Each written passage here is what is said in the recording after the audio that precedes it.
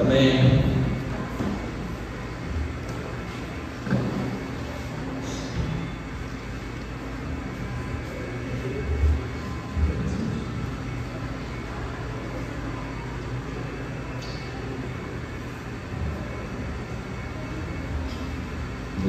Nós estamos lendo Efésios 3, do 14 até o 21. Nesse capítulo, eu acredito que há um versículo muito conhecido, todo mundo se identifica com ele, principalmente nas festas de aniversário, que a gente vai lá e lê logo ele, porque dá sempre certo. Por exemplo, ora, aquele que é poderoso para fazer infinitamente mais do que aquilo que pedimos ou pensamos, conforme o poder que opera em nós. Então, se você não tiver um versículo de aniversário, você vai lá abrir Efésios 20, 3:20 e super dá certo, porque é uma coisa que o Deus nos promete. Então, um pouquinho alto, pode baixar um pouquinho, tá? Agora, beleza. Melhor? Alô? Melhor. Então, alô? Então, esse texto, o que a gente vai falar hoje? Se a gente vai escolher um tema, Paulo decide, no momento da carta de Efésios, a orar. E a gente vai perceber isso durante o texto. Ele vai se pôr de joelhos a orar. Não é a primeira vez que ele ora na carta de Efésios. E aí eu vou começar introduzindo a carta novamente, porque há muitos irmãos que não vieram durante esses longos meses que a gente vem expondo essa carta. E para a gente lembrar, porque até eu que falo, de vez em quando não lembro de pedaços para me contextualizar, para conseguir entender o que Paulo queria narrar. Então a gente vai começar. Espero que essa noite a gente consiga compreender coisas que no texto parece um pouco difícil, mas que, ao meu ver, fazem muito sentido com a vida cristã. Porque o que Paulo pede essa noite, ele pede naquela carta, quando ele escreve orando, eu acho que ele pede assim, coisas das quais nós não entendemos. E que eu quero que a gente entenda bem o que eu estou querendo falar. Paulo quer que a gente entenda coisas não entendíveis. E aí eu quero que no final da mensagem a gente se pergunte: será que eu consigo entender? E não é questão de entender no conhecimento intelectual, no conhecimento experimental. Será que eu consegui experimentar o tamanho disso que Paulo está pedindo na oração? Porque não é sobre conhecer intelectualmente. Porque se fosse intelectualmente, desde a EBF da nossa igreja, nós vivemos aprendendo sobre as coisas de Deus. Mas eu quero que a gente entenda no final da noite e se pergunte. Essa é a pergunta do final da noite. Será que eu estou conseguindo entender experimentalmente se a minha vida faz sentido o que Paulo pede? Se Deus se apresentou isso em alguma etapa da minha vida? Eu me pergunto assim e faço uma análise. Se eu lembro esse texto, buscando de 27 anos para trás, será que em algum momento eu consegui ver ou sentir experimentalmente o que Paulo pede? Então esse que eu quero que a gente traga essa noite. Tudo que eu vou falar aqui, vocês perguntam. E eu vou citar bem lá no versículo 17, 18, sobre isso. Sobre experimentar tudo que Paulo está pedindo. Coisas que não dá para entender, mas ele quer que a gente entenda o não entendível. E dá para entender, isso aqui não é sobre conhecimento, isso é sobre sentir, ter percebido Deus nessas coisas. Então vamos lá, eu vou ler aqui, é o versículo 14 até o 21, Efésios 14 até o 21, Efésios 3, 14 a 21, você pode abrir em cima? Obrigado, isso aqui.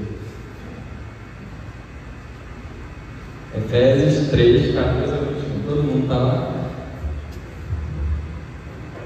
Obrigado, Senhor.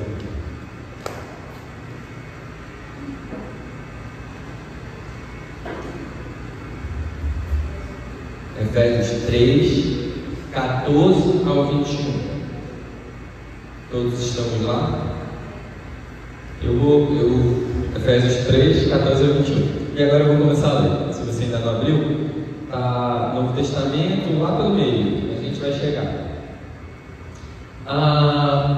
Lendo a mensagem: por essa razão eu me ponho de joelhos diante do Pai, de que toda a família nos céus e na terra receba um nome.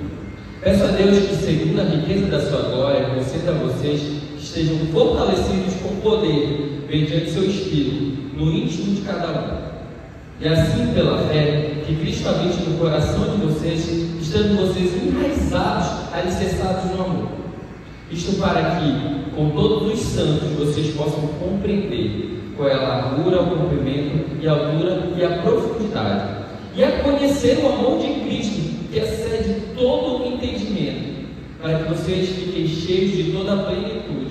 Ora, aquele que é poderoso para fazer infinitamente mais de tudo o que pedimos ou pensamos, conforme o seu poder que opera em nós, a Ele seja a glória na Igreja e em Cristo Jesus, por todas as gerações, para todos sempre. Amém.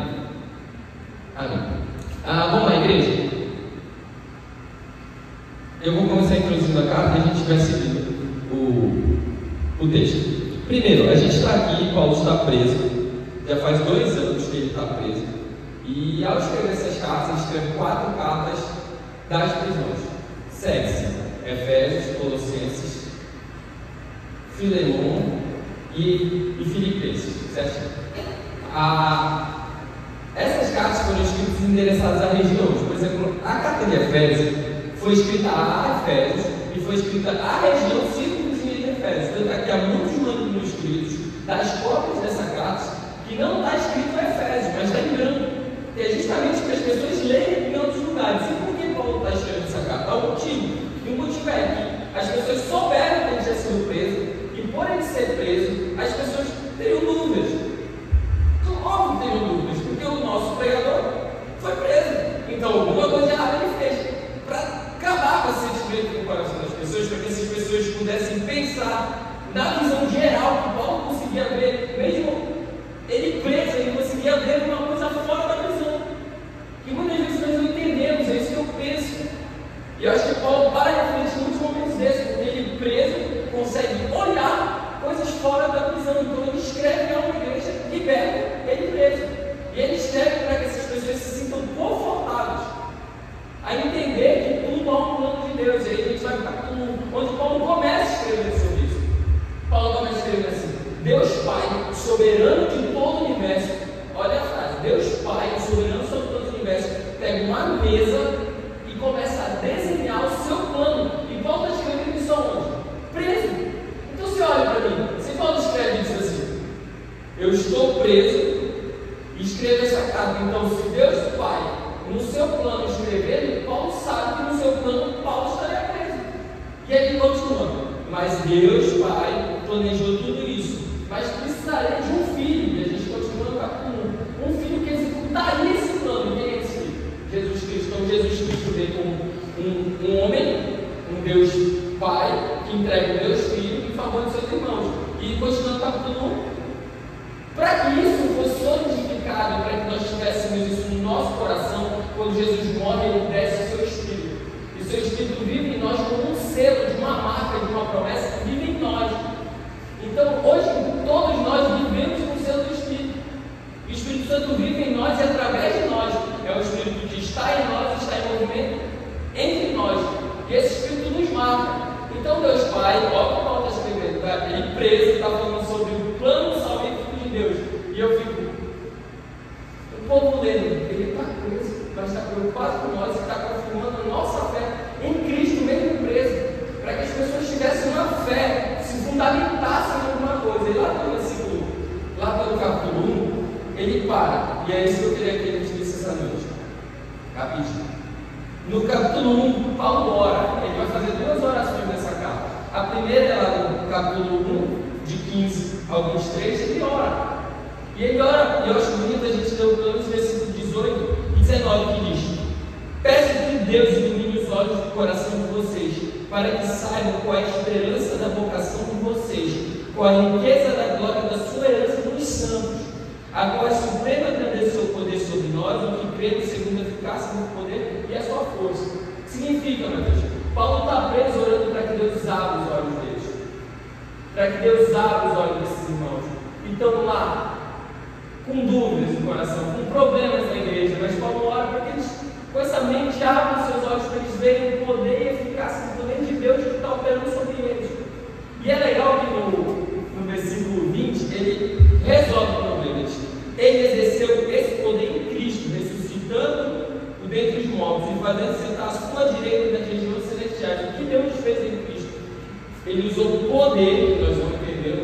poder ressuscitou Jesus dos mortos. O mesmo poder que Deus ressuscitou Jesus entre os mortos é o mesmo poder que Ele usa em nós para nos tirar do nosso estado de morte espiritual. E aí é legal a gente ver isso, que a gente passa a nossa vida buscando uma espiritualidade da qual a gente não entende, ou uma espiritualidade que a gente tem um pensamento elevado. Não entendi, Mateus.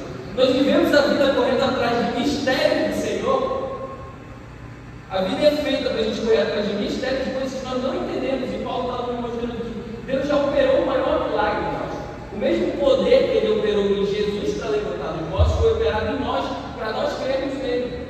E Ele está tirando isso de uma prisão para testificar para os irmãos.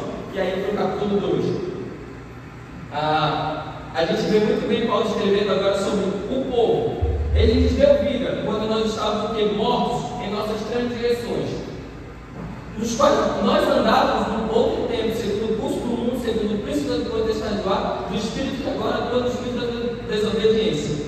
E aí vem o versículo 4. O que nós éramos? Nós, como povo em geral, nós estávamos mortos, nossos delitos e pecados.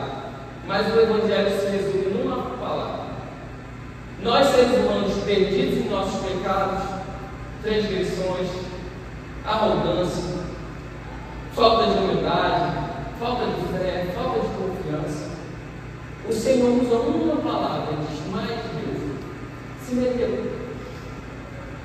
Nós estávamos indo para um abismo, mas Deus se meteu. Esse versículo 4 nos diz no capítulo 2: mas Deus, sendo rico em misericórdia, por causa do grande amor que nos amou, estando nós mortos em nossos transgressões, nos deu vida juntamente com Cristo. Pela graça vocês são salvos, não por intermédio, pela graça, porque nós estávamos mortos. E aí, para acabar, Paulo parece que agora, como ele tem a graça de pregar gentios, ele vai falar sobre os judeus.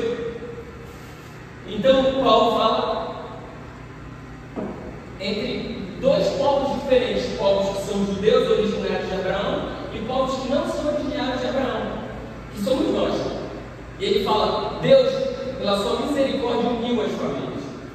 E aí a gente vê alguns versículos ele falando aqui, ó. Aqui, 15 a 16. Cristo aboliu a lei dos mandamentos na forma de ordenança, para que os dois criassem em si mesmo uma só nova humanidade, fazendo a paz, reconciliassem ambos em um só corpo com Deus, por meio da cruz, destruindo a inimizade por meio dela. E quando veio Cristo, evangelizou a paz a vocês. Estavam longe, paz também estavam perto, porque por meio dele ambos temos acesso ao Pai em um só Espírito. Assim vocês não são estrangeiros e peregrinos, mas concidadãos santos e membros da família do Senhor, edificados sobre o fundamento dos apóstolos e profetas, sendo ele mesmo em Cristo Jesus a pedra angular. Então o que Paulo me diz? Que agora não há dois povos. E aí eu trago para a nossa igreja, como eu tenho refletido muito sobre a carta de Romanos, que tem tratado muito isso. Não há dois povos. Nós estamos tratando sobre judeus e gentios. E eu vou renomear o nome agora. Eu não estou ali nesse nome, não estou botando palavra na Bíblia. Eu estou renomeando para você aplicar na sua vida. Eu vou chamar agora, porque eu sei que você conhece esses termos: judeus, povo que é nascido de Deus, povo prometido de Abraão; gentios, povo perdido, povo sem Deus. Vou renomear: judeu eu vou chamar de evangélico, e gentio eu vou chamar de mundano, que acho que é os termos que nós usamos. O que Deus fez? Ele quebrou a barreira que havia entre nós e nos deu acesso como um só povo através de seu Filho. Então agora nós, evangélicos, crentes, nós não somos em nada diferente do mundano. Eu estou usando esse termo para que a gente entenda, mas eu quero dizer que Deus se fez presente, entregou o Filho para que nós não tivéssemos nenhuma diferença daqueles que estão lá fora, para que nós não tratássemos nosso irmão com diferença, porque ele não é diferente, ele é irmão.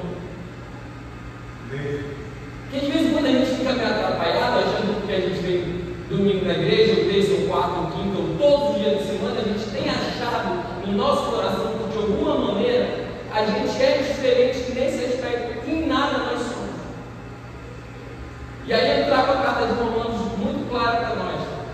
que ela diz que você, lá no capítulo 2, ele olha para o Paulo, senta um judeu, ele usa uma metáfora, ele parece que está conversando com alguém, diz assim: você que idolatra, você que adultera, você que mente, você não consegue pregar a si mesmo? E é essa pergunta que eu faço para nós. Eu nem comecei no texto, mas Paulo trata todos nós como irmãos, porque Deus lá no céu escreveu um plano e mandou um filho para que morresse por nós, e nós temos criado barreiras para que os nossos irmãos não cheguem até nós. Então, meus irmãos, eu trago uma reflexão para nós esta noite, nos olharmos e dizer: aquele irmão lá de fora é o mesmo que o meu, porque Deus nos igualou em uma coisa e nos diferenciou em uma coisa também. Nós nos igualamos o quê? No pecado, porque todos nós pecamos, e a gente vai chegar nessa conclusão lá no capítulo 3 de Romanos. Todos nós carecemos da glória de Deus, porque todos nós pecamos. Então, Mateus, qual é o nosso diferencial? Porque nós conseguimos entender o conhecimento incompreendido, e nós vivemos na plenitude que Deus nos deu, porque nós agora entendemos o motivo da onde nós viemos e a nossa origem. Por isso nós nos diferenciamos, porque nós entendemos que eles são nossos irmãos e eles não conseguem entender que nós somos irmãos deles. Então nós não vamos dar desculpa para as pessoas que elas não são nossos irmãos, porque nós entendemos agora que eles são nossos irmãos. Não entendi, Mateus. Eu quero dizer que nós agora, qual é a nossa diferença? Que nós entendemos qual é a nossa origem, porque nós somos filhos do Pai. E é isso que eu vou concluir agora, começando o capítulo da onde a gente vai começar a mensagem. Porque 14. Por essa razão, me imponho de joelhos. Eu imagino Paulo escrevendo isso. Olha o que ele escreve na carta. Ele está escrevendo a carta e vem aqui capítulo 1, capítulo 2, capítulo 3, parte até o 13. E no 14 ele se põe de joelhos. Por essa razão, por qual? Pela igualdade da família, pelos irmãos que não creem, por um Deus que morreu sem precisar por família. E aí ele diz: por essa razão, você imagina, irmão, eu acho que nem tinha, não, devia ter cama, mas ele está numa bancada, sentado. Por essa razão, me ponho de joelhos diante do meu Pai. Por essa razão, me ponho de joelhos diante do meu Pai. Por quê? De que toda a família dos céus e da terra receba o nome. Olha o que Paulo está reconhecendo na carta. Por essa razão que nós não entendemos muito bem de vez em quando, mas por essa razão desse evangelho genuíno que ele está pregando, me ponho de joelhos, porque o Deus lá no céu me deu o nome, e esse nome me dá autoridade sobre todas as coisas. Porque eu imagino Adão lá no Éden. Deus fez o quê? Mandou ele fazer o quê? Disse: Adão, você vai dar identidade a todos os animais. Então agora você tem autoridade sobre todas as coisas. Se o cachorro sabe que é cachorro, porque um dia Adão deu autoridade a ele e disse assim: ó, você vai ser cachorro. Eu estou falando, parece que é simples, mas no belo dia o cachorro de identidade. Então o Deus, nosso Deus, nos deu uma autoridade soberana sobre todas as coisas. A gente nem consegue compreender isso. Então ele nos tratou como filhos. E a gente só sabe a parte que Deus nos trata como filhos e esquece a parte que Deus trata todos como filhos. Então nós devemos nos tratar como família. Então é por isso que Paulo fala: por essa razão eu me ajoelho diante do meu Pai, porque Ele deu o nome da sua família. E aí a gente tem vivido a vida entendendo que Ele é Pai, sem entender que nós temos uma família. E aí na igreja é fácil. Eu me questiono muito. Eu estava até falando no estudo bíblico que eu passo situações lá na vigília que para muitos é estranho. Para mim, eu estou tentando tratar eles como família, que eles não me vejam diferentes. Para que as pessoas me entendam que, além de toda a minha religiosidade, eu sou família deles. Além de todo o meu pecado, eu sou família deles. Independente do que o cara faz, do que ele é. Deus, Paulo se põe de joelhos para ver que as pessoas, que o Deus Pai o deu o nome dele para que ele tivesse autoridade sobre todas as coisas e fosse família com os outros. E aí eu vou para o versículo 16, porque Paulo pede 4 coisas a Deus. Paulo pede 4 coisas por essa família. E aí eu quero que nós olhemos com carinho para as 4 coisas. Eu prometo não demorar, porque eu demorei muito na introdução, mas aqui vai ser mais rápido. 16. Peço a Deus que, segundo a riqueza da sua glória, conceda a vocês que sejam fortalecidos com poder, mediante o seu Espírito. E aí eu me pergunto, o que é ser fortalecido pelo Senhor?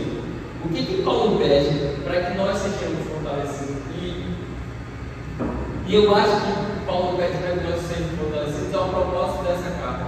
O propósito dessa carta é fazer com que os irmãos entendam que tudo isso faz parte do plano de Deus. Então que nós possamos ser fortalecidos no nosso homem interior, dentro de nós, para que Deus coloque para eles, para o Pai, e que no coração dos Efésios, no nosso coração, que a nossa consciência seja fortalecida no Senhor. E que essa consciência no Senhor seja fortalecida,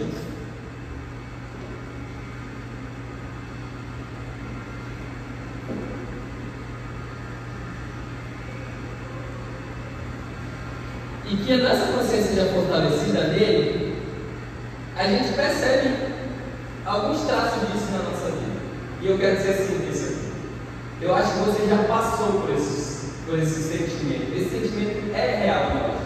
Quando você está numa praia, desfrutando, olhando a beleza do mundo, você sente o seu Deus. Você sabe que Ele está lá. Você está entoando de louvores sozinho. Você sabe que há um Deus operando sobre nós. Você, quando faz uma bondade, você sente que não é seu. Esse sentimento no seu coração está, e é para isso que Paulo ora, para que Deus fortaleça no seu homem interior essa consciência de fortalecimento, que Deus está operando sobre todas as coisas. Isso nós sentimos quando uma coisa nos falta e por uma maneira milagrosa. A providência, nós sentimos que Deus está fortalecendo, que Deus está lá. Esse sentimento que Paulo tem aqui nos Efésios, que eles entendam que há fortalecimento de Deus. Então Deus se faz presente. É isso que Paulo quer, que eles tenham essa sensação que Deus está entre nós. Nós já sentimos isso. Eu não estou pregando arrepios, eu não estou pregando sensacionalismo ou sentimentalismo. Eu estou pregando que nós sentimos o agir de Deus em poucas coisas e detalhes da vida. E é isso que Paulo pede, para que eles sintam, que Deus fortaleça o seu espírito e a sua consciência, para que em todas as maneiras da vida nós consigamos entender onde Deus está agindo. Então Paulo pede que no seu interior, a sua consciência seja fortalecida. Segundo pedido, 17. E assim pela fé, que habite no coração de vocês, que estejam enraizados e alicerçados no amor. E aí a gente vê, parece que Paulo, ele gosta de falar sobre isso. E eu acho que uma das consequências é essa. Porque quando nós já sentimos isso no nosso coração, que Deus está lá, Ele se faz presente entre nós, Ele ora para que Deus seja enraizado, para que o nosso coração não seja volátil, que ele não saia por qualquer vento, para que qualquer pessoa que pregue a nós não mude nossa opinião. E aí então ele usa esse termo, enraizados, para que Deus habite plenamente no nosso coração, para que não seja só por falar, mas que Deus se apresente plenamente no nosso coração, que nós vivamos isso plenamente. Não agora, não só sobre um sentimento, mas sobre a estrutura de quem nós somos. Mateus não entende. Primeiro Paulo pede para que Deus fortaleça no coração deles esse sentimento, e para que nós vivamos como se esse sentimento aflorasse de nós, essa é a palavra, como se nós fôssemos prédios fundamentados nesse poder, nessa apresentação do Senhor. E eu acho que bonito como Paulo fala essas coisas, que primeiro no capítulo 2 ele fala sobre um prédio bem ajustado, e agora ele fala sobre uma árvore, ele fala sobre vocês serem enraizados, mas alicercem em amor. Então que nós possamos ser construídos, e que tudo que em nós represente isso, nós estamos alicerçados, enraizados no amor do Senhor, para que as pessoas olhem em nós essa construção fundamentada no amor. Então por que Paulo se põe de joelhos?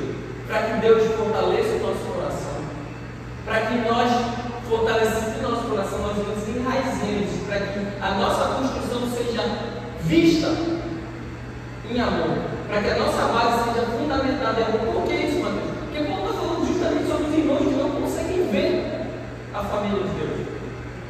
Ser família aqui é tranquilo. E aí a gente tem tratado a família de Deus só na igreja. E é tranquilo. E não é isso, irmão. Nós não fomos chamados para isso. Se Jesus viesse só para os irmãos da igreja, a gente está atolado, porque os irmãos da igreja crucificaram ele. E não foi. Os irmãos da igreja crucificaram ele. E os lá de fora lavaram as mãos. Então a gente tem que pensar que Paulo está pedindo para que nós sejamos fortalecidos e enraizados. É o terceiro ponto. Para 18. Para que com todos os santos vocês possam compreender a largura, o comprimento, a altura e a profundidade de Deus.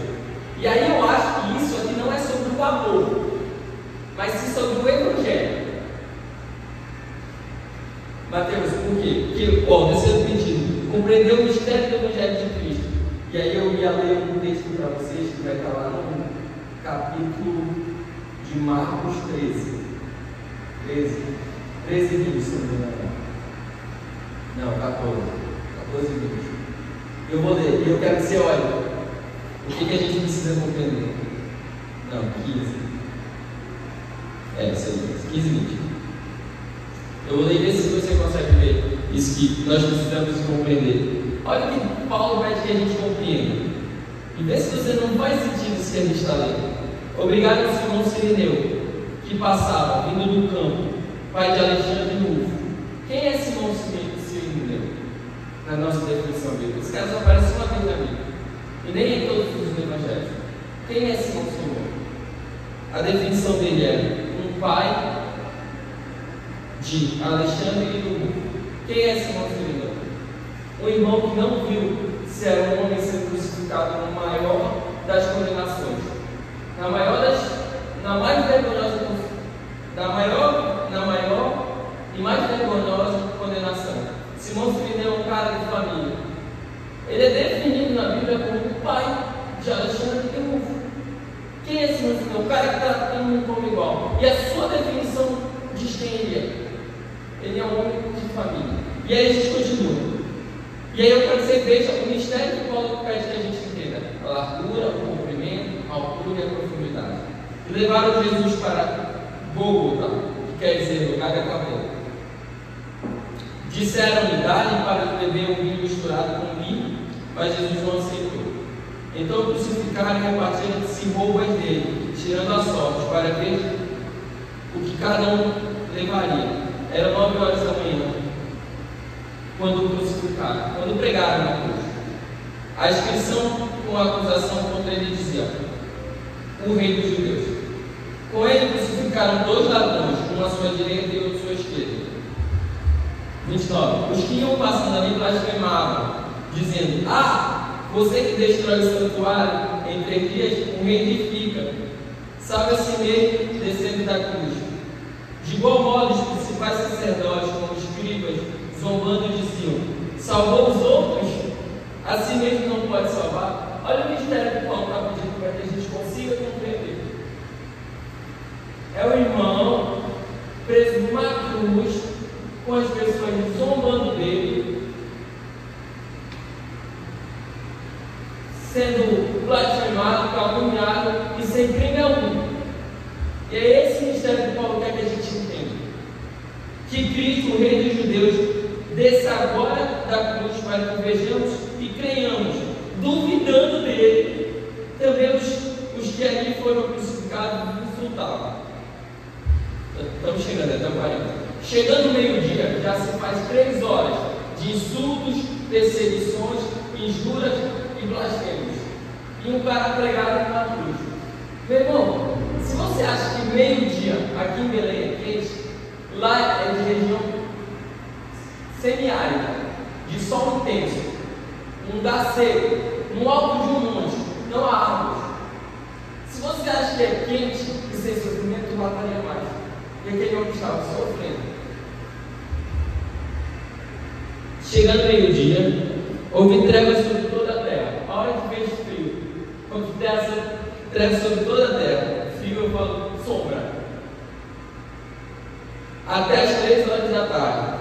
E às 3 horas Jesus clamou em voz alta: Eloi, Eloi, lema sabachthani, que quer dizer: Deus meu Deus, por que me desamparaste? E alguns que estavam ali ouvindo isso dizem: Vejam, chama por Elias. E um deles correu para embeber uma esponja em vinagre, e colocando na ponta de um caniço, deram de beber, dizendo: Esperem, vejamos se ele vai tirá-lo. Mas Jesus, dando um forte grito, expirou. O véu do santuário se rasgou em 2 partes, de alto para baixo. O centurião que estava em frente de Jesus, vendo assim havia expirado, disse: verdadeiramente este homem era filho de Deus. Estavam também ali algumas mulheres, observando de longe, e eles estavam lá Madalena, Maria, Tiago e José. Quando Jesus estava em Galiléia, essas mulheres acompanharam e serviam. Além destas, havia muitas outras que tinham ido com ele para Jerusalém. Olha o que Paulo pede para que a gente entenda. Aquele evangelho, né, de um povo que o quê? Não queria Jesus, de um povo que insultava Jesus, de um povo que crucificou Jesus na prisão mais vergonhosa. Eu estou falando do povo, e agora da parte de Jesus. Quem é Jesus? Um homem que, sem precisar, sem ser amado, se entrega em favor dos irmãos, mesmo que aqueles irmãos nem crescem nele. Os irmãos não creram nele, mas ele se entregou. Então Paulo quer que a gente, eu acho que por isso que ele chama de mistério, porque ele quer que a gente consiga compreender a largura, a profundidade, a altura e o comprimento desse evangelho. Ele quer que a gente compreenda e compreendia. E esse é isso que eu apresentei, é esse evangelho que a gente precisa enraizar. É por isso que ele fala a anatomia daquele prédio. Porque um prédio é isso, ele tem comprimento, largura, altura. É isso, nós precisamos compreender isso. Nós precisamos entender que Deus, o Filho, o irmão, se entregou em nós. E aí a gente vai para findar no versículo 19 aqui. Eu queria que você prestasse um pouco de atenção. 19, que aí eu vou terminando. Efésios 3:19.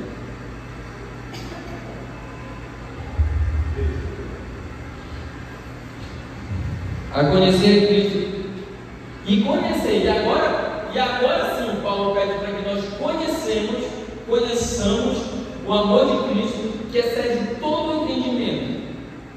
E aí eu pergunto, como fazer isso?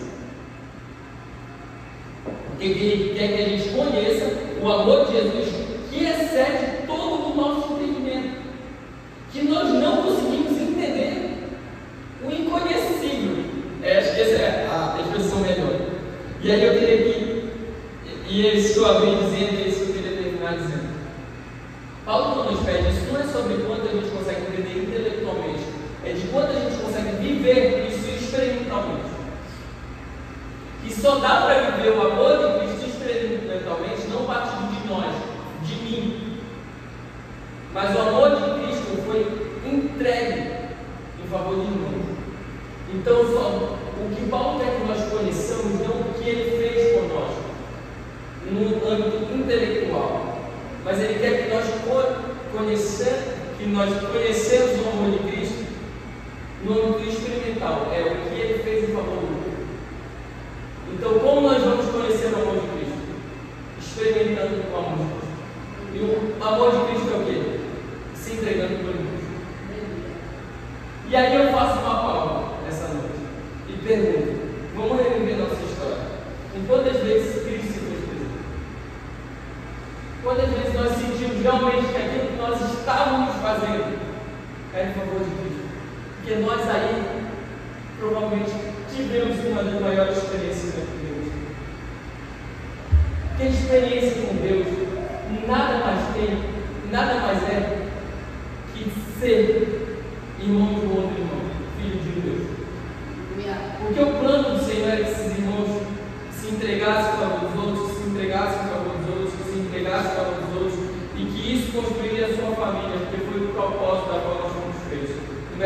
Deus lá no Éden criou o Adão.